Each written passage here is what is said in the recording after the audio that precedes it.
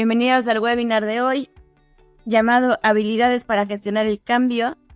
Ahora, tan indispensable como saber leer y escribir, en el momento en el que vivimos, los cambios que suceden en la organización y cómo tendremos que afrontarlos y desde qué perspectiva y observador nos invita el ecosistema a empezar a gestionar los cambios hoy en día. Julián nos acompañará y nos dará esta sesión y estos minutos en los que todos estaremos conversando en ello. Les pedimos por favor que puedan escribir en el chat cuál es su interés particular de participar en este webinar y qué retos desde el título y desde el nombre de la sesión les parecen atractivos para ustedes en sus momentos actuales en los que estén viviendo. Julián, con más de 25 años en el ámbito de industria de tecnologías de la información y términos de gestión del cambio desde hace más de 20 años, pues nos compartirá su perspectiva a la hora de transformar organizaciones siendo los líderes que la conforman. Julián, muchísimas gracias. Buenas tardes para ti en Madrid, buenos días en México y en Latinoamérica. Muchas gracias por unirse. Me encanta ver a personas que ya han participado con nosotros y entonces la intención es seguir conversando, queridos colegas. Julián, por favor. Muchas gracias, Miriam. Buenos días en América, buenas tardes acá en Europa. Y es un placer compartir esto porque de dónde viene, ya lo verán. Una vez impartiendo una clase de gestión del cambio en el ITAM en México, me preguntaba uno de los alumnos, oye, ¿sí qué tanto tienes que saber para poder hacer intervenciones de gestión del cambio? Y haciendo así una rápida respuesta, pues tienes que saber de psicología, de negocios, de dinámicas sociales, de sociología. Son una cantidad de cosas que se necesita y que son sumamente importantes para poder intervenir y hacer intervenciones de gestión del cambio. Porque cuando intervienes, tienes una gran responsabilidad, es decir, estás atendiendo el factor humano de las personas y eso es lo que hace la diferencia entre un proceso de cambio y un exitoso y un proceso de cambio no exitoso. Cuando preguntamos en una intervención antes de iniciar, ¿y tus proyectos han salido bien o mal? Dicen, no, generalmente no cubren el presupuesto, se extienden en el tiempo, no dan los resultados. Y preguntamos, ¿y eso a qué se debe? Y siempre nos la contestan es, la gente no supo, no quiso, no pudo, etc. O sea, realmente, o cuando le dicen, no, fue el software, o fue el hardware, o fue... Atrás de todo eso hay personas que no supieron qué hacer y cómo hacerle. Y eso es en lo que estamos ahorita y vamos a compartir. Pero no solo para los gestores del cambio, sino para todos los project managers o los directivos que tienen una gran responsabilidad de realizar un cambio. ¿Por qué? Vamos a dar un poco de contexto. Hoy estamos como en la película esta de todo en todas partes y al mismo tiempo, donde hay fusiones y adquisiciones, reestructuras, cambios en modelo de negocio, implantaciones informáticas, incorporación de nuevas tecnologías, la inteligencia artificial, que vamos a hablar en unos días con el Change Management Institute, la cybersecurity, cambiar la forma en que hacen su trabajo las personas. Un ERP, un CRM, cambia en el fondo lo que hacen las personas. El comportamiento o la cultura son algunos de los casos que tenemos y que hemos visto a lo largo de estos 20 años de experiencia que están enfrentando las empresas y las personas. Y eso es algo muy importante. Y de eso vamos a hablar hoy. ¿Qué habilidades requieres tú independientemente de tu posición, ya sea líder, ya sea project manager o ya sea gestor del cambio? ¿Qué habilidades necesitamos aplicar en este proceso? Entonces, esto que vamos a comentar, como todo lo que hacemos, tomamos la teoría, la filtramos en campo y luego de lo que sirve lo volvemos a teorizar, ¿no? Miriam, ¿cómo es tu frase? Hacemos práctica la teoría y teorizamos la práctica.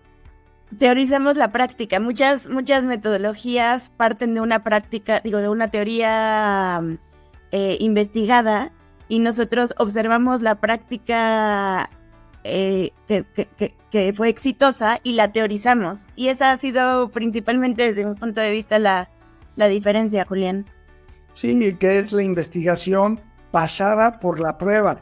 Y aquí tenemos algo muy interesante que lo vamos a ver en unos minutos, donde decimos, imagínate que tú eres un director de orquesta, y vamos a hacer una analogía. Y de un día para otro te llega y ves que es necesario cambiar el tipo de música, incorporar nuevos instrumentos, incorporar músicos de otra orquesta. Y este tipo de cambios no los habías hecho antes. Imagina, haz la analogía con cualquiera de los proyectos que estás llevando tú o tus clientes. Estás acostumbrado a dar instrucciones como líder, como director, no, nada más la batuta, y las personas se mueven pues por respeto, porque eres la autoridad, porque tienes el poder sobre ellos de darles su lugar dentro de la orquesta, ¿no? Y además tus músicos no están acostumbrados a este tipo de cambio. ¿Cuánto tiempo llevas con tu gente? ¿Cuánto tiempo llevas haciendo lo mismo? Y de repente tienes que hacer un cambio de esta magnitud, como lo hablamos antes en fusiones, reestructuras, cambios, etc. Y cuando tienes que hacer ese tipo de cambio, ¿qué sucede? Y allí es donde viene el gran reto. Pero esto, como decíamos hace unos momentos, y me platicaba un amigo, Jaime Morales, en LinkedIn, recordaba, esto realmente lo vivimos, Miriam.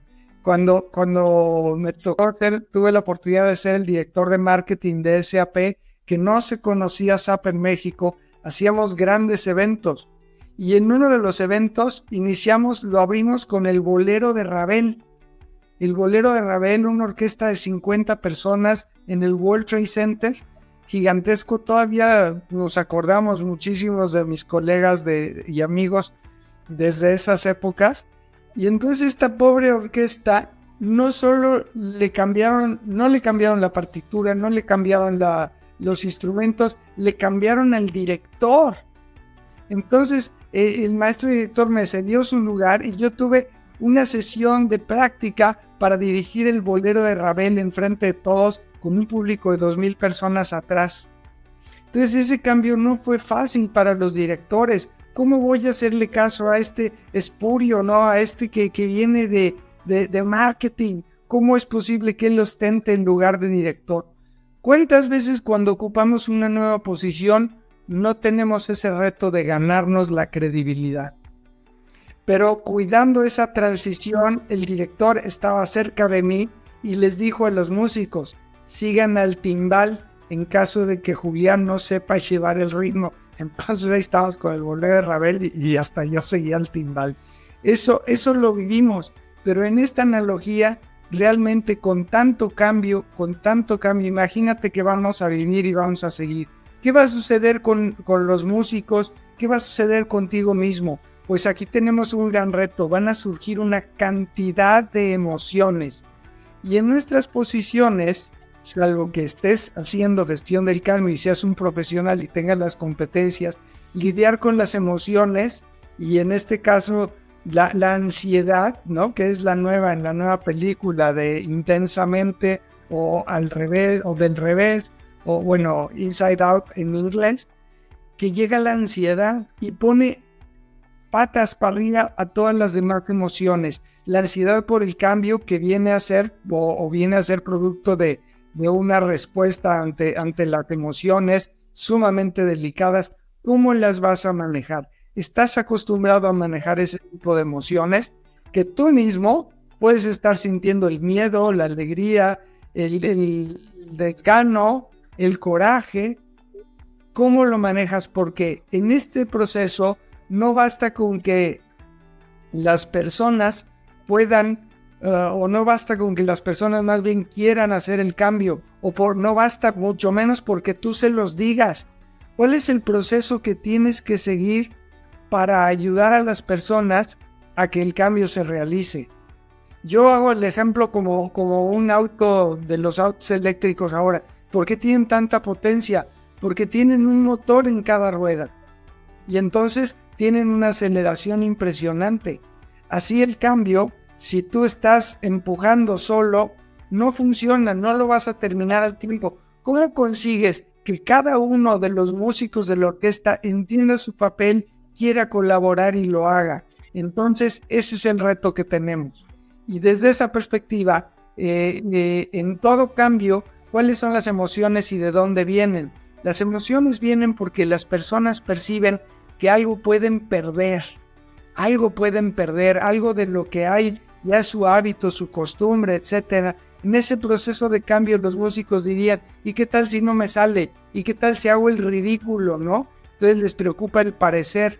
¿Y qué tal si lo hago tan mal que pierdo mi posición, que pierdo mi puesto y me echan de la orquesta? ¿O qué tal si los nuevos músicos son preferidos del nuevo director y entonces ya no voy a hacer el círculo cercano a la dirección, ya no voy a pertenecer? Y muchas de las emociones que suceden en un proceso de cambio pueden paralizar a las personas. Y aquí el objetivo es que el líder, el que lidera el cambio, el director y la gente de gestión del cambio identifique cuál es lo que las personas perciben que están perdiendo y entiendan su comportamiento como una reacción al cambio. No como una resistencia, sino como una reacción al cambio en legítima defensa de este pirámide de las 5 P's que hemos desarrollado en Acertare, inspirado en Maslow. Entonces, en lugar de estar viendo cómo podemos tener una nueva música, una nueva orquesta hacia la plenitud, entonces estamos más bien protegiéndonos. ¿Ibas a comentar, Miri? No, muchas gracias. Pero ¿a poco no? Esto es lo que vemos en las diferentes audiencias. Y una cosa puedes sentir, y el sentimiento y la interpretación del cambio es distinta según la edad de la persona, la posición en la que se encuentra. ¿Qué más tenemos? La edad, la posición, lo que puede perder, las oportunidades que pueda haber. Pero también hay proyectos donde las personas entienden, la orquesta va a crecer, vamos más grande, vamos a mejor, hay riesgos, pero todo sea por el bien común de esto. Y entonces aquí es donde entra la P de plenitud, de realización personal. Quiero trascender, quiero que mi música vaya a algo más y acepte la innovación, no solo por el bien personal, sino por el bien de la organización, por la trascendencia que esto tiene para cumplir el propósito. Y eso es sumamente importante. Ahora, hablando de habilidades y de herramientas también que se necesita, y aquí queremos recordar cómo podemos aplicar en estos procesos, con la analogía de la nueva música para la orquesta, donde están cambiando el estilo de música y nuevos músicos, etcétera, y hasta nuevos instrumentos, utilizar el modelo conversacional DUIT. ¿Qué nos lleva con ese modelo conversacional? Pues vamos a empezar recordando que el DUIT es ese proceso que nos permite ayudar a las personas a que ellos descubran por sí mismos la razón de ser del cambio. No basta con que tú como director se los digas 20 veces. Eso no es suficiente. Tienes que ayudarlos a que ellos descubran cuáles son los beneficios, cuáles son las riesgos, pero por sí mismos. Es muy similar el decir, bueno, tengo que tener una conciencia pero la forma para tener la conciencia no es que tú se los digas 25 veces, sino que lo descubran desde su propia perspectiva. Y yo te invito a que si traes un proyecto, juntes al equipo con el que lo has venido pensando o al equipo de proyecto y les pases un post-it y les digan, escriben aquí lo que ustedes creen de para qué es el proyecto. Y en cantidad de clientes, nada más le pedimos al director 2 cosas: que haga la pregunta, que escuche y que guarde silencio para que las personas puedan hablar. Hay culturas donde no se acostumbra a hablar y entonces hay que saberla entender y leer la cultura para poder ayudar a las personas a que se expresen y que esa expresión de dudas o inquietudes no sea interpretada como resistencia, sino como objeciones reales o necesidades particulares o generales que quisieran ellos poner sobre la mesa. Pero entonces en este proceso de descubrir, el director descubre que no han entendido y lo que se ha repetido 20 veces el para qué del proyecto, el para qué la nueva música, para qué la nueva la partitura. Porque tú llevas, como me has comentado, Miriam, 6 meses pensando en el cambio y 3 meses hablándolo con tu equipo y de repente ya llegas a un acuerdo, haces una reunión de planeación y quieres que con un correo las personas piensen igual que tú, de un día para otro. Y les anuncias, esto va a ser, cuando ni siquiera están convencidos tu equipo ejecutivo.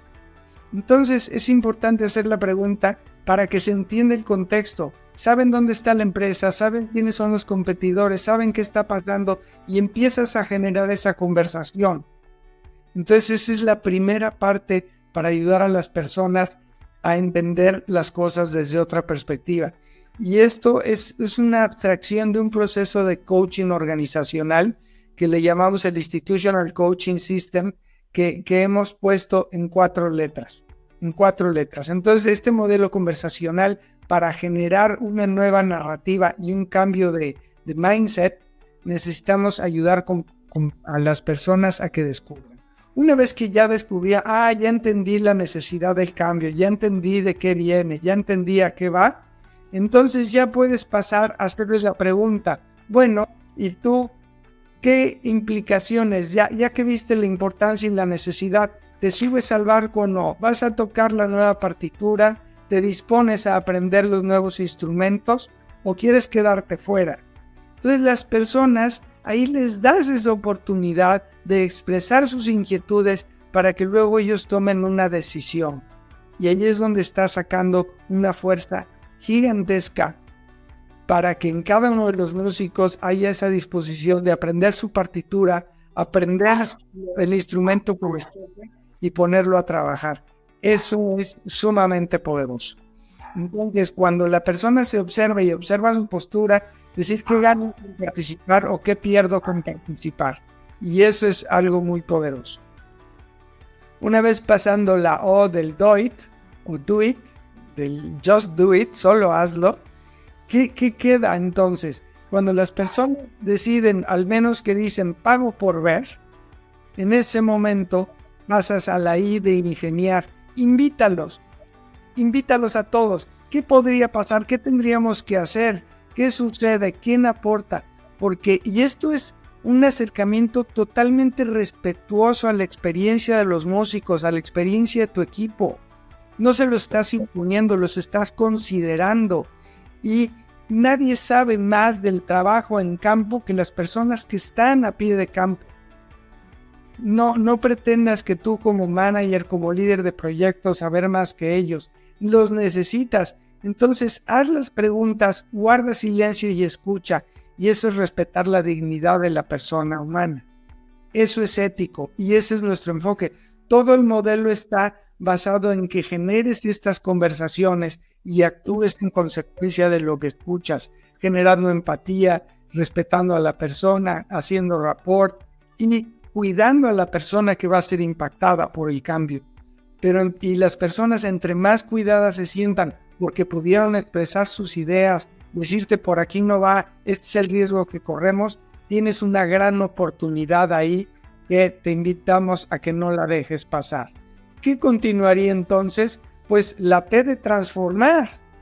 Ya que hay esto, bájalo a compromisos bidireccionales, ponlo por escrito, quién va a hacer qué y lo metes a tu plan de proyecto. Y entonces sí, en tal fecha tenemos que interpretar y es la gran apertura de la nueva sinfonía y aquí le llamamos el Go Live, ¿no? Ahí vamos a entrar en productivo, la fusión, la adquisición ya opera en conjunto, la cultura ya se empieza a manifestar o la implementación de un sistema. Y en ese momento estamos co-creando y eso es sumamente poderoso. Oye, Julián. Sí. Es que Marco Antonio pregunta cómo identificar el rumbo y la ruta para avanzar. Justamente cómo lo podríamos ligar con lo de la partitura, por ejemplo, ¿no? O sea, vamos a tocar un son. ¿Cuál es ese rumbo y ruta? ¿Y a qué ritmo vamos a avanzar? Eso es sumamente importante y gracias por la pregunta. A ver, depende quién seas, ¿no? Si eres el director y diriges perfecto, pero nunca te ha tocado la experiencia de cambiar, de hacer el cambio de la orquesta, a cambiar el repertorio completamente, a tocar un son de una música clásica a un son, o vas a tocar con el Mariachi Vargas de Tecalitlán. ¿Qué necesitas?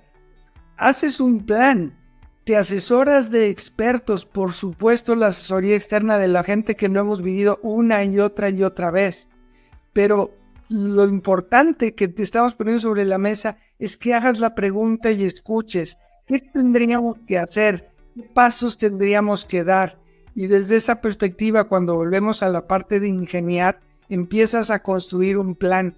Y la importancia de co-crear el plan, de invitar a ingeniar, a idear de manera colectiva, es que estás cubriendo todas las perspectivas, desde el que está operando, al que está dirigiendo, al que está al proveedor inclusive, ¿no? El cliente mismo, ¿qué podría fallar?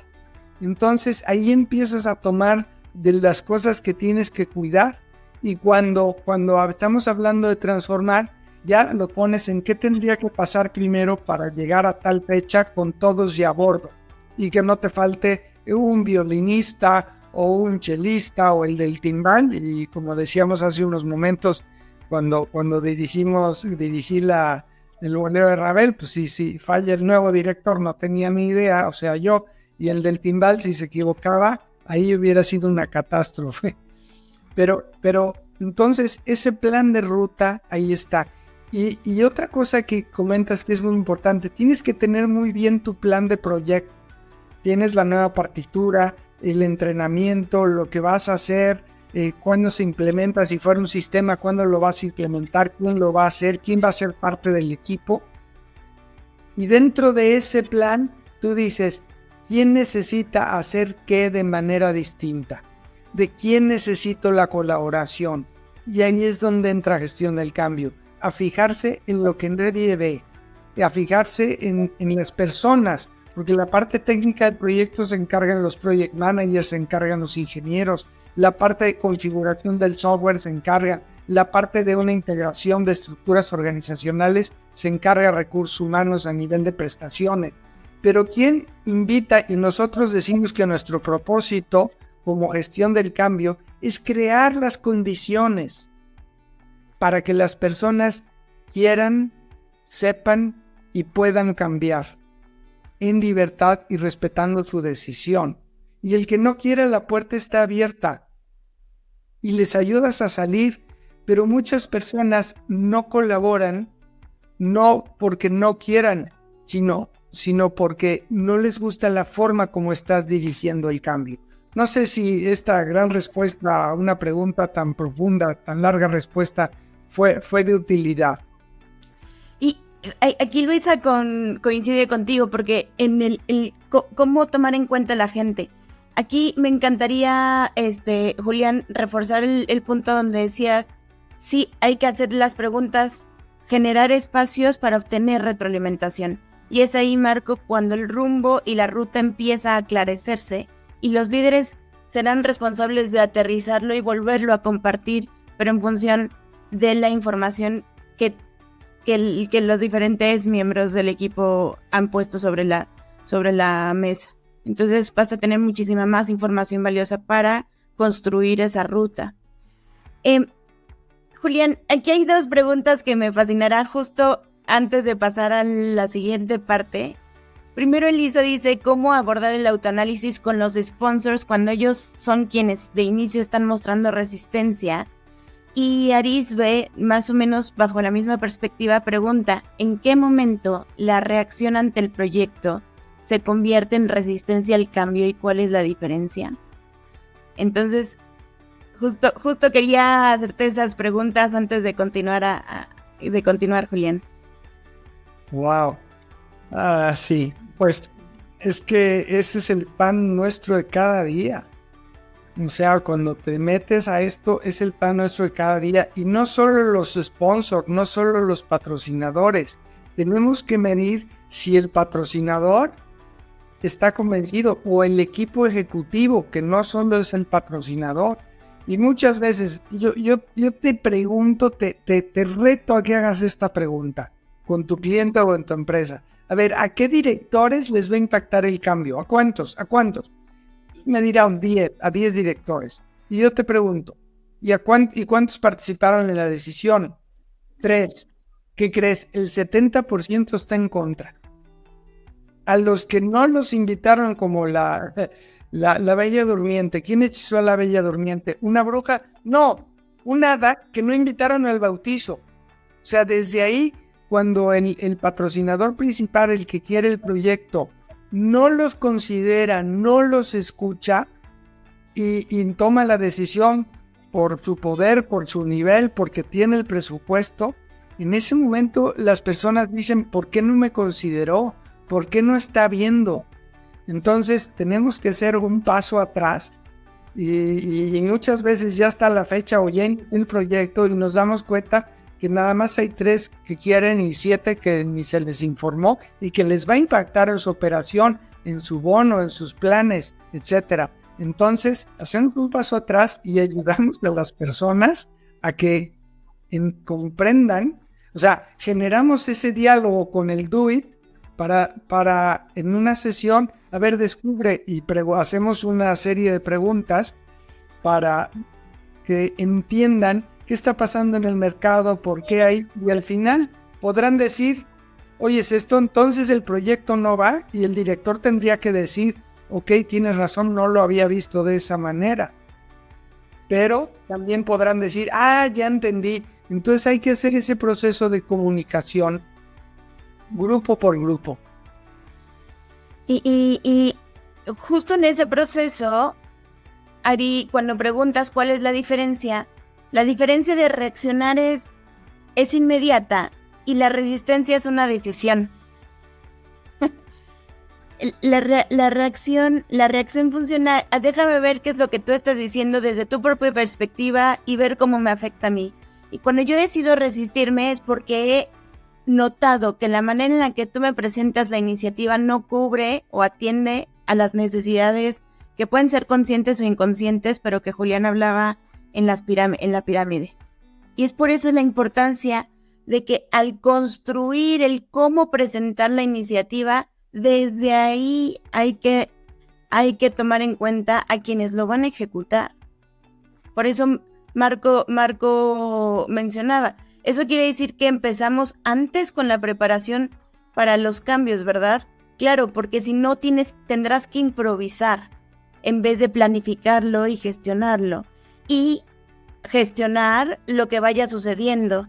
Pero no es lo mismo empezar a improvisar y ver qué reacciones voy generando en el camino, ¿no? Respecto a los sponsors, Julián, que preguntaba Elisa, Elisa, sí, el autoanálisis de los sponsors es igual, si un sponsor muestra resistencia, entonces, ¿cómo está comprendiendo el proyecto?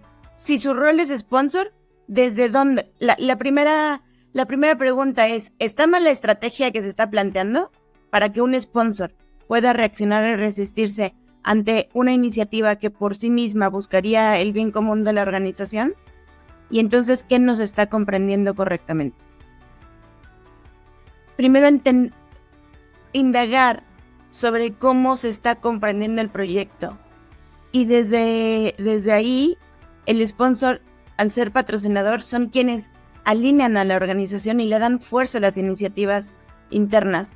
Si eso no está listo, dentro de las piedras angulares que mencionaba Julián, recomiendo que se haga un paro en el camino y se trabaje con los sponsors para ver cómo se está presentando internamente la iniciativa que ellos deberán alinear y deberán de darle fuerza. En esa línea es correcto. Y pregunta Irini, ¿no? ¿Qué pasa con los equipos? No se trata de pedir opinión, se trata de generar conversación. No se trata de hacerlo una democracia. Se trata de veras de que el líder entienda la perspectiva de cada persona y la pueda alinear y la pueda integrar en el proyecto. Eso es fundamental. Por ejemplo, un caso, ¿no? Cada director tenía un bono asociado a una meta específica. 3 meses iniciando el año, viene el proyecto de la implantación de un ERP. ¿Qué sucede? Que la implantación del ERP es un proyecto que cruza por todas las direcciones y va a retrasar los proyectos individuales de cada dirección. Eso significa que podían perder su bono porque su proyecto no se iba a dar. Cuando lo descubrimos, hablamos con el dueño de la empresa, toma el teléfono y le dice al director: quiten los bonos asociados a cada proyecto y pongan los bonos, un solo bono asociado al éxito de la implementación. No les gustó a nadie porque otra vez no lo conversaron, vino una orden directa, pero eso salvó el proyecto. Entonces, y ahora bien, estas conversaciones no tienen que darse uno a uno ni hacer 20 grupitos. Puede ser una reunión, acabamos de una reunión de 1000 personas con unas dinámicas que a la hora de la hora se entendieron el proyecto, entendieron los juegos. Pero también pueden ser conversaciones en línea y pueden ser webinars como este que estamos haciendo y las personas empiezan a preguntar. Y ya, al final decimos, como los políticos, ¿no? El 80% opinó que sí, pero ese es el momento de escuchar y en una de esas descubres verdaderos impedimentos del por qué no hacerlo o cómo hacerlo mejor. Y eso es sumamente rico. Y nos dice nuestro amigo Oscar, ¿no? Suena básico, pero hay que considerar a todos los stakeholders, es clave. Y comunicar a toda la organización. Sí, Oscar, pero no es una comunicación unilateral de repito. En un proyecto me dijeron, una empresa nacional muy grande, dijeron, ya estoy harto de hablar en ese caso era SAP, ya estoy harto de hablar de SAP. Hasta en las manteletas de la comida del comedor de la fábrica le aparece SAP, ya estoy cansado, ¿sí? De escuchar. Pero cuando les preguntaste, cuando les dijiste qué debería hacer, qué te gusta, qué crees que la empresa necesita, entonces eso cobra una dimensión. Entonces la comunicación no es solo informativa, sino un diálogo que tienes que generar, y ahorita tenemos ya herramientas para hacerlo. Ahora bien, el director tiene que entender que es el patrocinador de la orquesta a lo mejor, y el líder de proyecto es el que dirige la orquesta y tiene que saber hacer ese cambio, y si no, se apoya con expertos de gestión del cambio. Tiene un project manager, que es la pregunta anterior, que te organiza el plan actividad 1, actividad 2 para que se vea ordenado, pero también tienes un equipo de proyecto que lo está sacando de diferentes lados y que los tienes que integrar en un solo equipo. De repente los sacas de su área de trabajo y los pones en una nueva área y los vas a mandar a un proyecto un año, y empiezan a ver que ahí contrataron un becario que está haciendo su trabajo igual que él y más barato, y entonces la gente se empieza a preocupar y el equipo de proyecto no necesariamente está integrado y es de alto desempeño, pero ese es el equipo de proyecto que tienes que cuidar y tienes que asegurarle un plan de carrera y un plan de compensación, porque ya aprendió, ya sabe mucho y ya sabe más en el mercado, y eso es parte de lo que estamos haciendo en este tipo de cosas. ¿Qué más, Miri? Más preguntas, Julián. Muy interesantes. A ver. Luz Pasos dice, y en proyectos en donde, por ejemplo, el cambio implica que habrá cortes en la plantilla de trabajadores, ¿y cómo se puede hacer la gestión sin ser indiferente o condescendiente? En uno de los webinars pasados habíamos hablado de los principios éticos del cambio. Y uno de ellos es el principio de justicia distributiva. ¿Qué es esto? Es una justicia, es en los criterios de justicia entre desiguales. Y no es lo mismo el impacto que pueda tener en la organización la salida de una persona y el coste de la salida, con el impacto que pueda tener en esa persona en lo particular. Entonces, la empresa, respetando y cuidando a la persona que va a ser impactada, que va a salir, tiene y debe ayudar a esa persona que sale a que salga de la manera digna, con un outplacement, con aviso oportuno, con un plan de jubilación o de retiro, con un apoyo. ¿Cuántas nos tocó negociar en algunas de nuestras vidas pasadas, Miriam, donde teníamos que ver persona por persona y ayudarla a que esa salida pudiera conseguir otro trabajo, pudiera regresar en algún momento, etcétera? La otra es eso, hablar con honestidad. Este proyecto pueden salir personas, pero van a salir ayudadas. Y no que sea por una decisión de Excel de todos estos, no. Hay que irse a detalle para poder colaborar con estas personas. Y esos son los criterios que marca el líder de proyecto, el patrocinador, porque el problema grave para la empresa no es los que se van, es los que se quedan. Oye, este amigo dio toda la vida en la empresa y lo echaste con una patada. ¿Qué me va a pasar a mí? Pierdes, afectas la cultura, afiertes el compromiso y el entusiasmo con la empresa. Y eso es algo muy delicado. Sí, los mensajes y las formas importan porque se convierten en un mensaje para los que se quedan. Y eso es mucho, hay que cuidar. Y nos pregunta Marco Antonio, ¿cómo ayudar a identificar el cambio a los directores, sobre todo ante las complejidades del entorno de negocio? Entonces, si va, ¿qué aprendió este director? Necesitan estos directores desarrollar esas competencias para acercarse a la gente, escuchar, facilitar sesiones, o sea, una serie de competencias, de habilidades de liderazgo para poder ayudar en ese proceso de transición.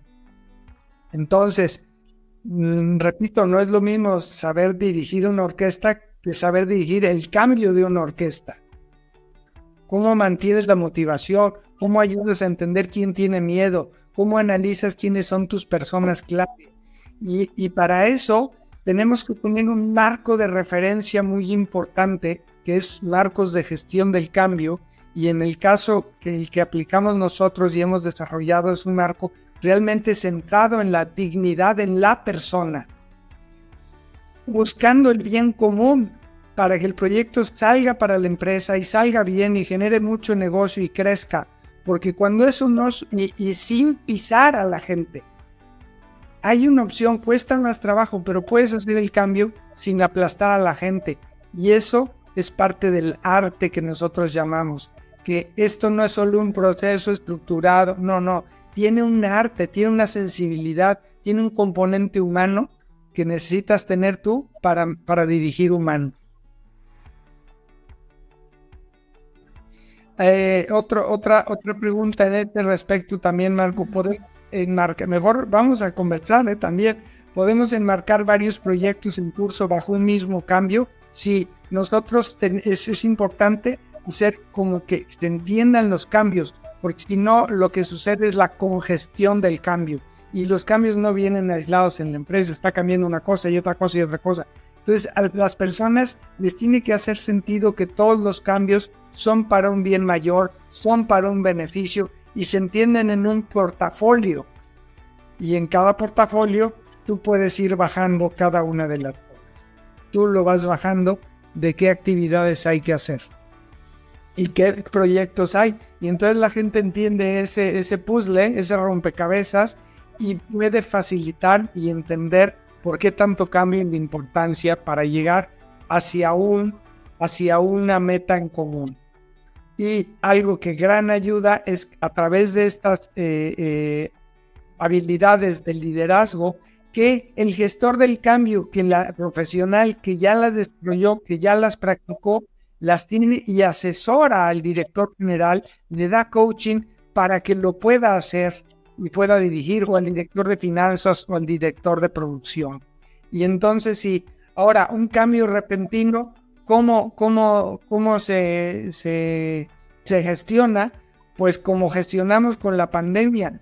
Todos estaban viendo que era urgente, que era necesario, que era importante y que era una necesidad de salvar la vida y la operación. En ese momento había comunicación, había diálogo, había escucha. Decía, ¿y ahora cómo le hacemos? Se juntaron los equipos, salieron con la iniciativa bien pensada y las personas que estaban viendo que la empresa los cuidaba y los acompañaba, en ese momento colaboran. Y entonces sí podemos atender un cambio repentino.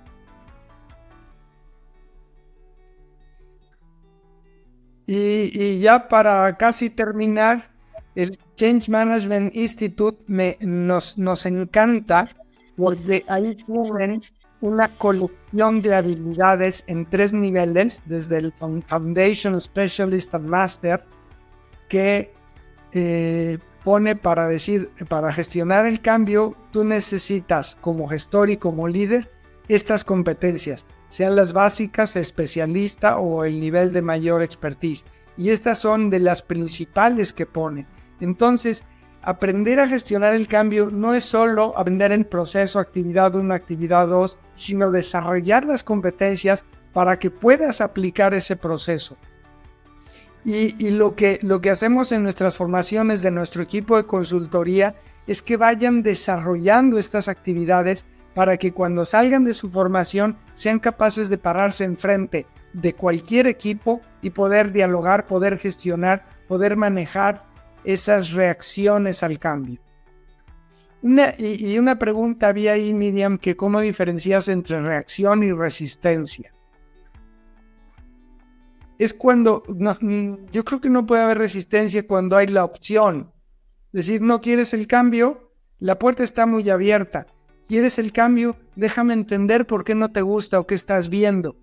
Y en ese diálogo, a veces las personas no quieren ser escuchadas, a veces tienen una incomprensión de por qué es y para qué es, o se imaginan otras cosas.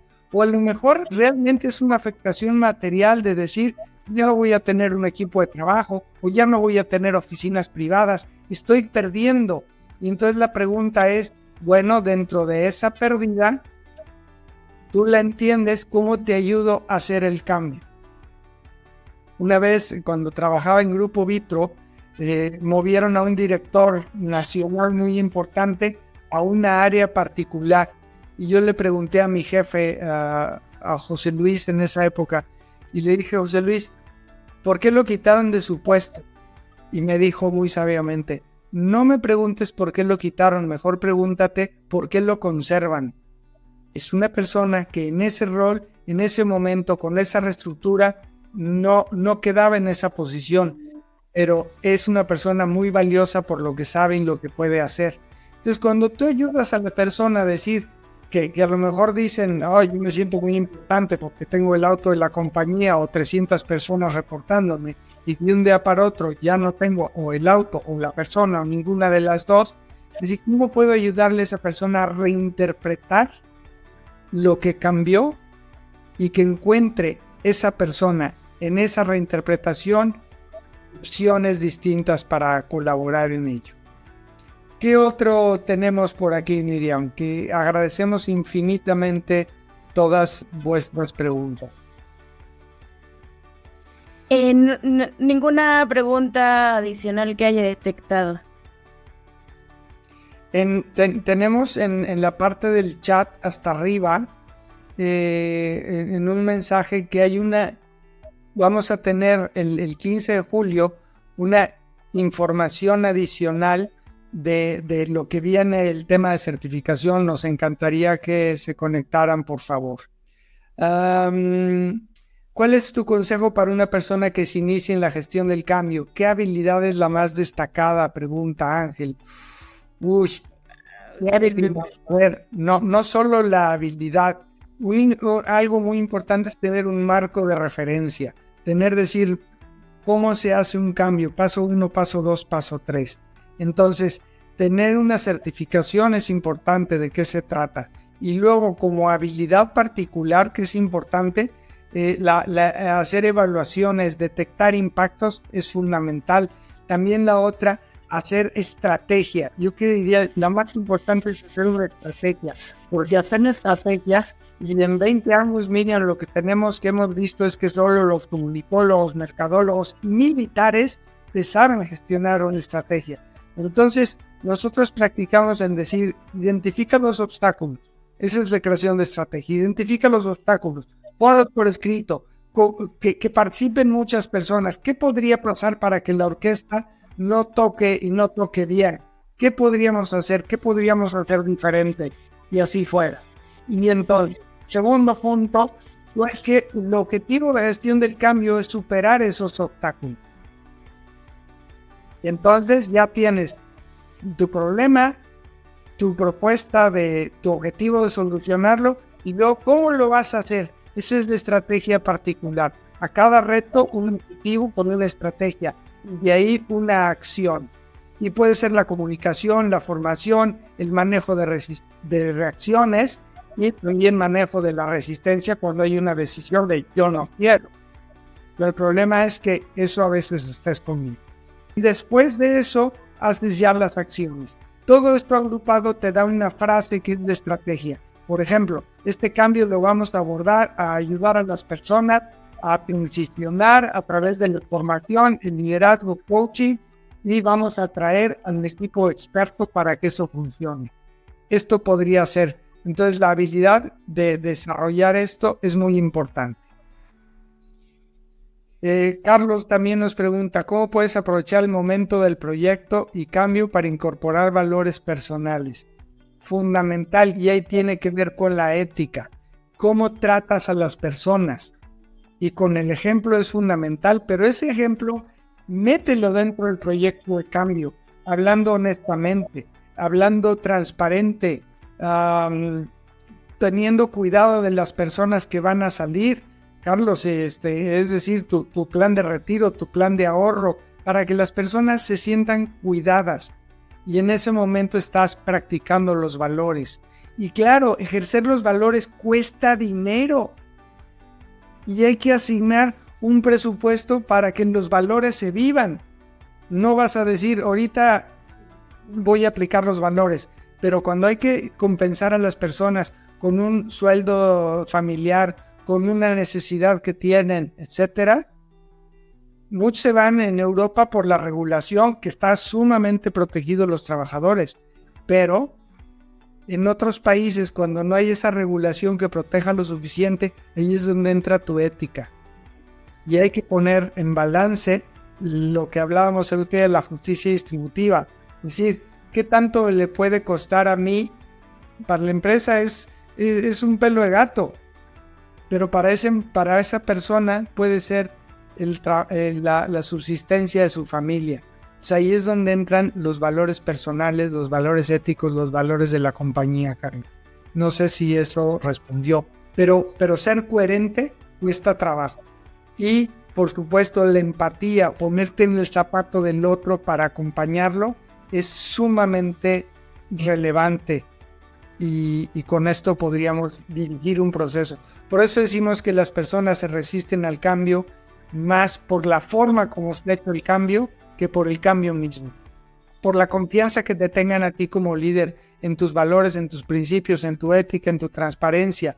O solo usas la batuta para pegar y para hacer que suene ahí donde tienes la partitura y utilizas el miedo y utilizas la amenaza. Ese es tu único recurso. Creo que hay más recursos que puedes utilizar y en esto también tienes que formarte. Pues, listo, Julián, muchísimas gracias. Hay más preguntas, estamos en tiempo. ¿Debe tenerse una idea clara del valor y aportaciones de las personas? ¿Por qué impedir su continuidad? ¿Por qué no innovar en la forma en que pueden aportar más con su conocimiento y experiencia en la empresa en otros roles? ¿Eso sería válido? Sí, Antonio, totalmente. Y déjame decirte una cosa que escuché en una conferencia pública de Grupo Bimbo, muy loable. Vino una empresa de esas de las grandes de estrategia, dice, te sobran como 200 ejecutivos, fue hace muchos años. ¡Ay, me sobran ejecutivos! ¿Qué hacemos? Y se pusieron a pensar, se pusieron a co-crear y dijimos, son gente que sabe, que conoce, que ama, que respeta, que vive nuestros valores. Vamos a abrir China. vamos a la expansión mundial y vamos a dar esa oportunidad. Por supuesto que se puede y se debe hacer, porque la solución fácil es échalos a la calle. Estás creando tu propia competencia además. ¿Cómo les ayudamos a las personas a co-crear y a generar riqueza sostenible en la sociedad? Marco Antonio, eso es lo que vi eso, ¿eh?